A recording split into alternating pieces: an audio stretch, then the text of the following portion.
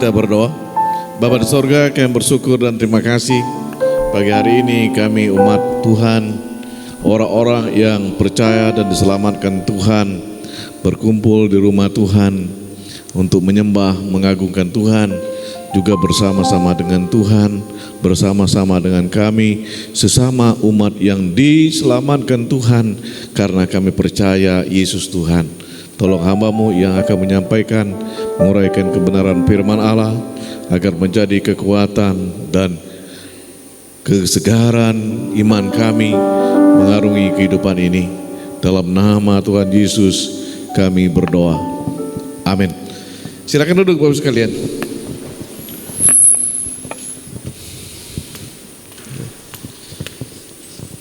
Kita tidak terasa sudah masuk ke penghujung tahun. Minggu pertama di bulan 12 ini suatu anugerah, suatu kesempatan yang Tuhan berikan kepada kita sehingga kita bisa melewati hari-hari kehidupan kita. Bapak Ibu sekalian, kita hari ini Minggu Advent pertama. Minggu Advent itu artinya masa-masa menantikan kedatangan Tuhan. Masa-masa di mana kita menyiapkan diri untuk menyambut kedatangan Tuhan kita Yesus Kristus. Namun penantian kita bukan apakah Dia sudah datang dan akan datang. Dalam penantian ini saudara sekalian, Dia Yesus Tuhan kita sudah datang, tetapi Dia akan datang lagi. Maka tema kita hari ini, Yesus sudah datang dan akan datang. Nah, saudara sekalian, saya ingin mengajak kita memeriksa atau menghayatinya, memahaminya, bukan kata orang, bukan kata cerita, tetapi kata firman Tuhan. Saya dasari firman Tuhan yang pertama dari Lukas pasal 2 ayat 4, 6 dan 7 yang berbunyi demikian. Ini menyatakan, menjelaskan kepada kita bahwa Kristus sudah datang. Lukas 2 ayat 4 dan 6 dan 7 berbunyi demikian. Demikian juga Yusuf pergi dari kota Nazaret di Galilea ke Yudea, ke kota Daud yang bernama Betlehem, karena ia berasal dari keluarga dan keturunan Daud. Ketika mereka di situ, tibalah waktunya bagi Maria untuk bersalin, dan ia melahirkan seorang anak laki-laki, anaknya yang sulung, lalu dibungkusnya dengan lampin dan dibaringkannya di dalam palungan, karena tidak ada tempat bagi mereka di rumah penginapan. Saudara sekalian, Yesus sudah datang. Firman Tuhan ini menjelaskan kepada kita, menyatakan kepada kita bahwa Yesus sudah datang. Yang pertama yang menjelaskan kepada kita Yesus sudah datang, tempat. Ya, tempat Yesus lahir, Yesus datang itu di Betlehem, di tanah di Nazaret, di kota Galilea. Disitulah tempat Kristus datang. Disitulah tempat Kristus dilahirkan. Tempat ini membuktikan kepada kita Yesus sudah datang. Jadi yang pertama itu tempat jelas, bukan katanya, bukan ceritanya, tapi ada tempat itu. Menyatakan, menjelaskan kepada kita, saudara sekalian, Kristus sudah datang. Nah, yang kedua, saudara sekalian, yang membuktikan bahwa Yesus sudah datang, sejarah dunia ini, ya, sejarah dunia ini menjelaskan kepada kita bahwa Natal itu terjadi, Natal itu terlaksana, Natal itu memang betul terjadi. Saya mendengar di warta berita tadi bahwa Presiden Amerika Serikat Joe Biden, dia sudah melakukan sesuatu tentang mulainya Natal itu. Nah, saudara sekalian, kita melihat di sini bahwa sejarah dunia ini menjelaskan kepada kita bahwa Kristus sudah datang. Sejarah dunia ini di mana-mana di bumi ini menjelaskan, menceritakan bahwa Yesus sudah datang. Nah, itu yang kedua. Yang ketiga, Bapak sekalian, Kristus sudah datang. Tercatat dalam sejarah, bukan sekedar katanya, ceritanya, ya, tetapi tercatat dalam sejarah dunia ini, tercatat. Ini berbeda dengan katanya, kata orang atau informasi, beda dengan tercatat. Tercatat, tertulis, jelas dapat dipertanggungjawabkan di dalam penjelasan itu. Maka saya ingin katakan salah satu bukti kedatangan Tuhan atau Yesus sudah datang, yaitu tercatat dalam sejarah dunia ini. Nah, yang berikutnya saudara sekalian, secara singkat saya ingin katakan buktinya, itu para ilmuwan menyatakan Yesus sudah datang. Orang Majus tatkala Yesus datang itu mereka dari tempat mereka mencari dan akhirnya mereka bertemu dengan Tuhan, itu menjelaskan kepada kita Yesus sudah datang. Para ilmuwan, orang pintar, cendekiawan menjelaskan, menyatakan kepada kita bahwa Kristus sudah datang. Ya. Kalau kita membaca Alkitab di dalam Lukas pasal berikutnya, itu para gembala juga menjelaskan, menyatakan bahwa Yesus sudah datang. Jadi bukan saja orang pintar, tetapi orang-orang sederhana yang pekerjaannya bersama-sama dengan para domba, melihat, mengetahui, mengerti bahwa Yesus sudah datang. Nah, saudara sekalian yang kekasih dalam Yesus, Yesus yang kita nantikan untuk yang kedua kali sudah datang.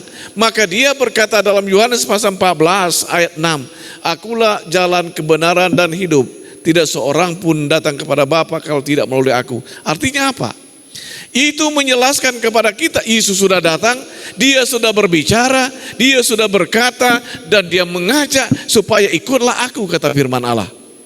Dengan demikian, apa yang dikatakan firman Tuhan tentang Natal, tentang kedatangan Tuhan itu jelas. Bukan katanya saya katakan, bukan ceritanya, tetapi ada di dalam catatan sejarah dunia ini, catatan Alkitab, catatan dalam kehidupan dunia ini.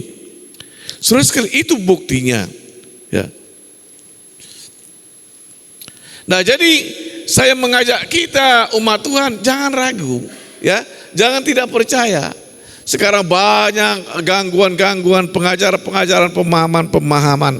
Tapi saya katakan apa kata Alkitab. Ya.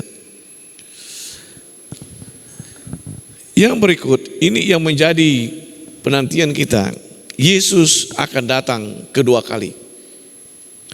Matius pasal 16 ayat 27 berkata, sebab anak manusia akan datang dalam kemuliaan Bapanya, diiringi malaikat-malaikatnya. Pada waktu itu ia akan membalas setiap orang menurut perbuatannya. Saya ulangi. Sebab anak manusia akan datang dalam kemuliaan Bapanya, diiringi malaikat-malaikatnya. Pada waktu itu ia akan membalas setiap orang menurut perbuatannya. Membalas. Di sini Yesus datang kedua kali akan memberikan upah, memberikan sesuatu kepada kita setelah kita mengarungi kehidupan ini. Yesus akan datang, ya, Yesus akan datang. Oleh sebab itulah kita masa-masa penantian, kita melihat bahwa Yesus akan datang dan Dia akan membalas apa yang telah kita buat dan kita buat. Artinya apa? Bapak Ibu sekalian, kita setiap hari Minggu, setiap ada acara kita hadir itu tetap dalam rangka perhitungan Tuhan, catatan Tuhan, dan Tuhan akan membalas apa yang saudara lakukan, saudara dan saya buat, sehingga kita akan mendapatkan sesuatu pada waktunya. Nah, ini Yesus akan datang. Yesus akan datang, kita buktikan, bukan kata orang lagi, tapi kata firman Tuhan. Firman Tuhan menjelaskan kepada kita Yesus akan datang kembali, ya. Sekarang banyak orang, ya saya mendengar, saya mendapat WA dan sebagainya, wah ini akan terjadi begini, wah terjadi begini. Terakhir saya kemarin mendapatkan suatu WA dari seorang orang Kristen, dia katakan begini dan sebagainya.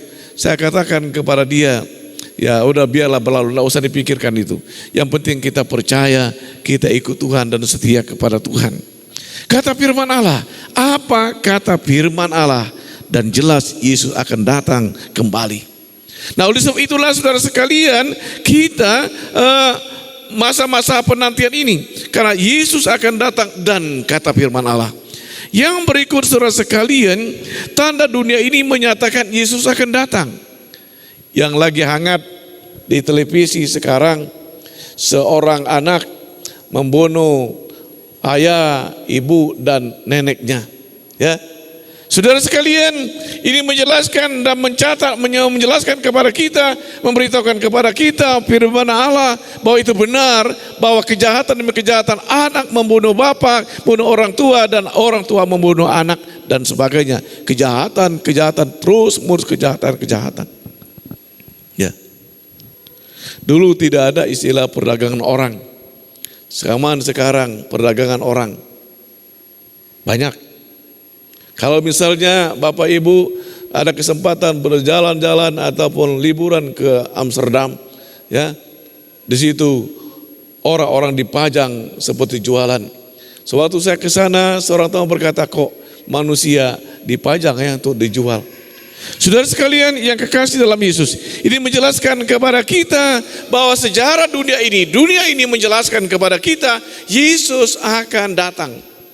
Maka dengan demikian kita harus menantikan kedatangan itu. Ya. Artinya apa? Sekarang masa penantian dan persiapan kita. Apa yang perlu kita lakukan masa penantian ini? Yang kita lakukan dalam rangka menantikan kedatangan Tuhan. Saudara dan saya setia dan taat. Setia dan taat ini harus terjadi, dilakukan oleh semua orang. Tidak peduli jabatannya apa, apakah dia pendeta, hamba Tuhan, majelis dan semua umat Tuhan. Setiap orang percaya dan setiap orang yang mengaku murid Tuhan, dia perlu setia dan taat. Setia dan taat. Setia kepada Tuhan, setia melayani, setia mengikut Tuhan, setia dan setia. Ya. Itu yang pertama. Di dalam masa penantian ini yang perlu kita lakukan dan kerjakan Bapak sekalian, setia dan taat. Yang kedua yang perlu kita lakukan masa-masa penantian kita, yaitu kita berbuat. Apa yang kita buat? Berbuat apa yang dapat kita buat. Kita bisa berbuat menceritakan tentang kasih Tuhan, tentang kebaikan Tuhan. Saya mengajak teman-teman para pendeta hamba Tuhan di grup hamba Tuhan KKRI evaluasi pelayanan dan pekerjaan dan di jemaatmu dan kita semua. Dan saya memberikan satu kesaksian bahwa kami GKR Salom, kami sudah mengevaluasi, kami sudah membuat program apa yang akan kami kerjakan di tahun depan. Nah, saudara sekalian berbuat, ya. Kadang-kala orang sayang tidak saya suka. Kita berbuat apa yang terpikir. Sekarang terpikir itu yang kita buat. Tidak bagus. Yang perlu dalam hidup ini kita perencanaan dan kita berbuat. Maka seringkali saya ingatkan kita semua, Bapak Ibu sekalian, kita harus membuat program kita tahun depan.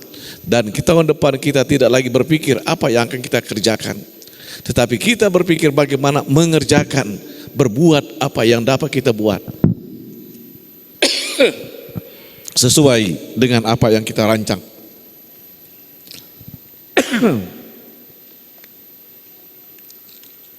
Berbuat, ya.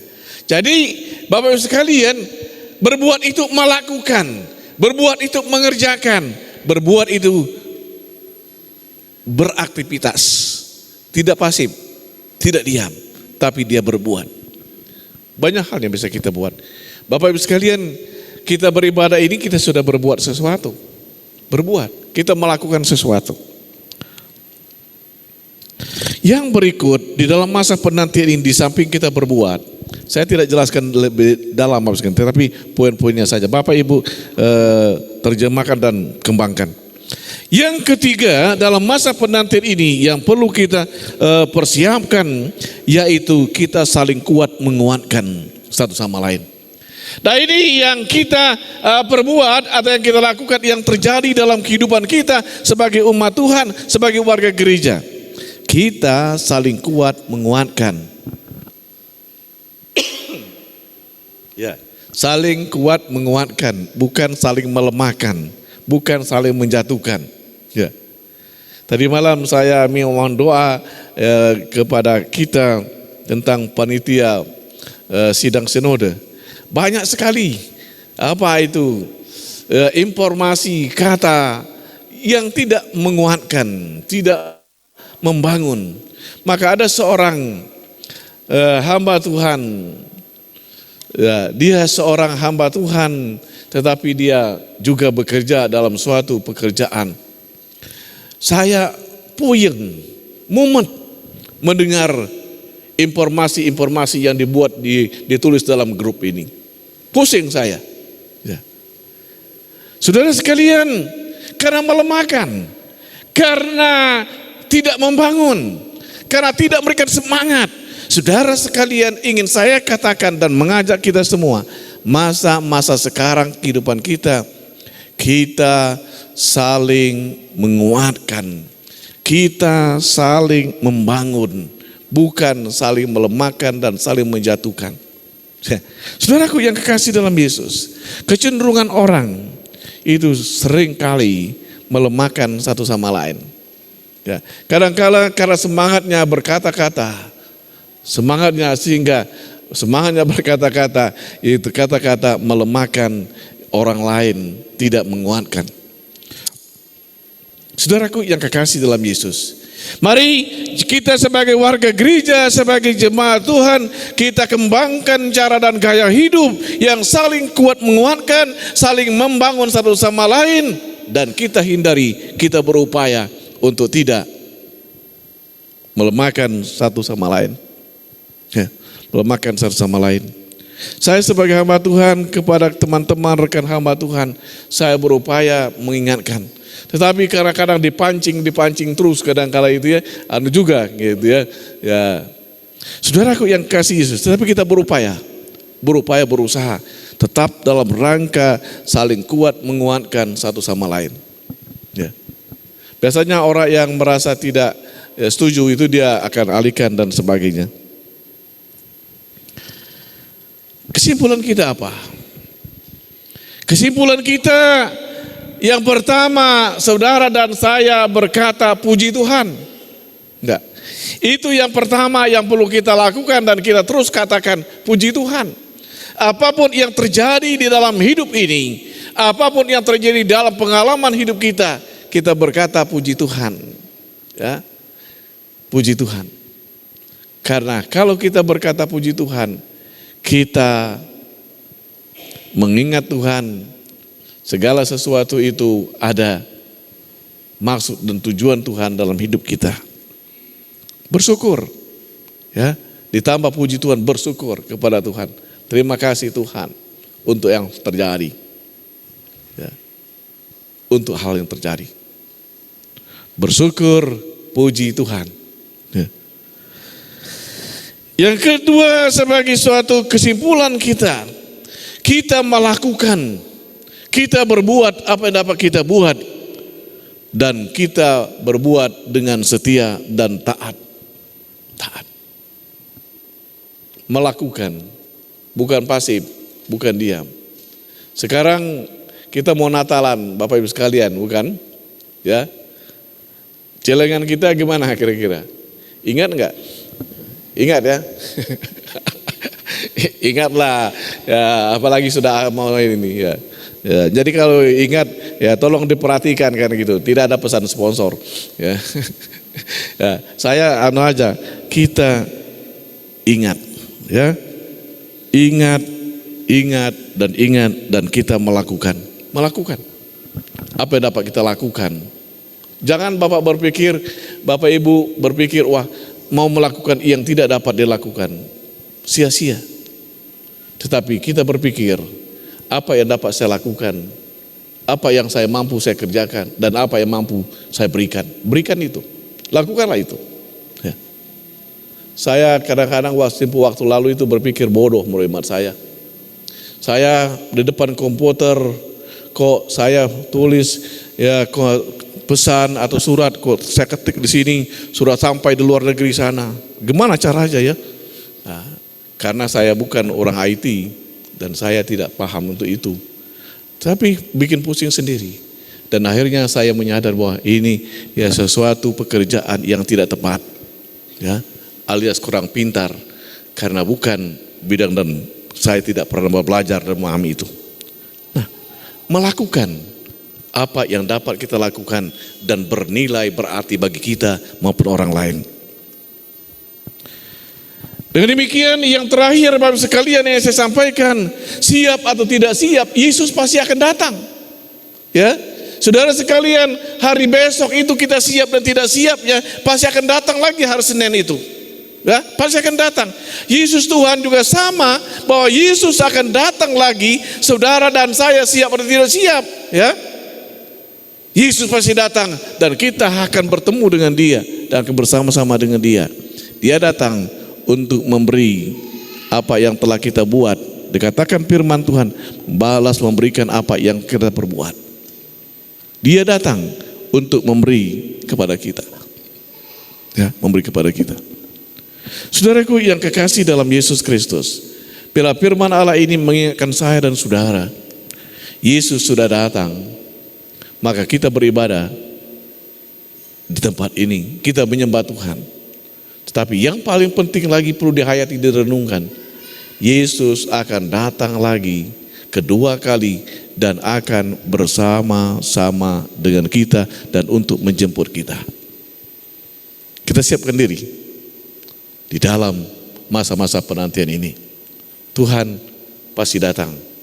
Tuhan pasti akan memberikan sesuatu yang telah Tuhan catat dalam kehidupan kita sepanjang hari-hari kehidupan kita. Tuhan Yesus memberkati. Kita berdoa.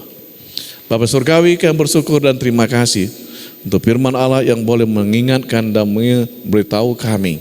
Jadikan kami umat Tuhan yang dapat berbuat apa yang dapat kami buat, berbuat apa yang dapat kami kerjakan, dan berbuat apa yang dapat kami berikan kepada sesama dan untuk Tuhan. Tolong kami, bimbing kami, tuntun kami untuk setia dan taat kepada Tuhan. Mungkin ada pemberontakan di dalam diri kami karena kami tidak merasa tidak cocok dengan apa yang terjadi dalam hidup kami. Tapi Tuhan mampukan kami untuk selalu berbuat, mengagungkan dan memuliakan Tuhan. Terima kasih Bapa, dalam nama Yesus Tuhan kami berdoa.